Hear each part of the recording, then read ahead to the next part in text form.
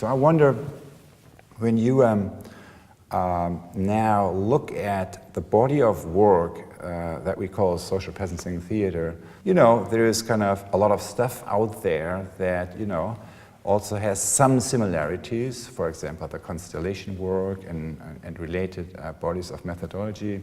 You know, what is your view on kind of some of the similarities and some of the differences?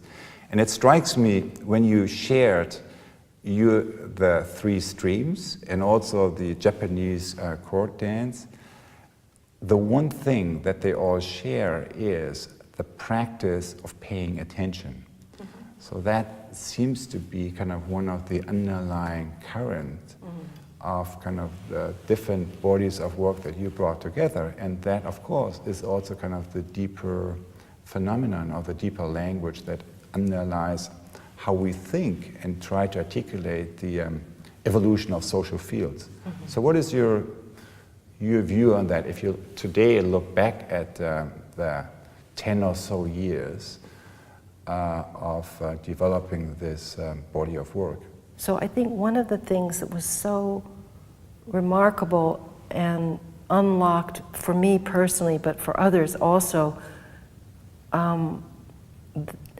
the articulation in theory you unlocked some, you know, we were able to actually say or have a framework for our experience or for the experience of a creative process. And the paying attention part was just built in to how the theory has been spoken of and practiced, and you know, it's in the soil of the theory. So I think it is important that the work we're doing. I have done some constellation work with wonderful people, mostly in Europe, and I really respect them and the work. And I think that maybe we could just note that the roots are different, that organizational constellation for many people comes from family constellations. It comes from a therapy background, which is not my background, and I'm not certain it's yours either. It's a language that's based upon a therapeutic process, whereas I feel that my own roots, as I said, are more through meditation and performing arts, improvising, performing arts, and I think it's less. I used to say, oh, anybody can do social presencing theater. The root of the word theater is a place where something significant can be seen.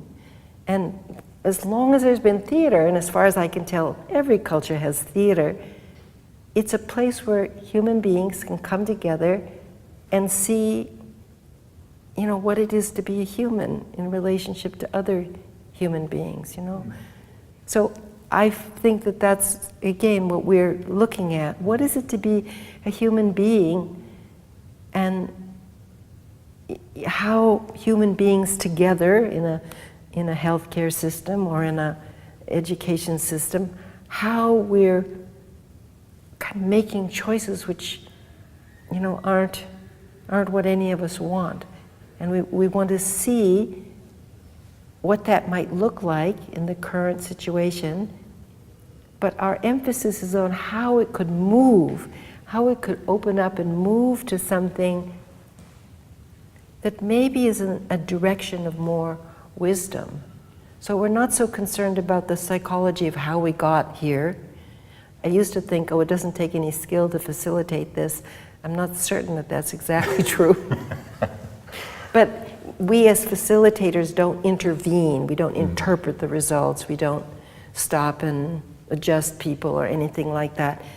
We just let it go from beginning current reality sculpture 1, and then it unfolds and it moves, and we encourage people to pay attention to the whole and to pay attention to how they feel, and then it ends.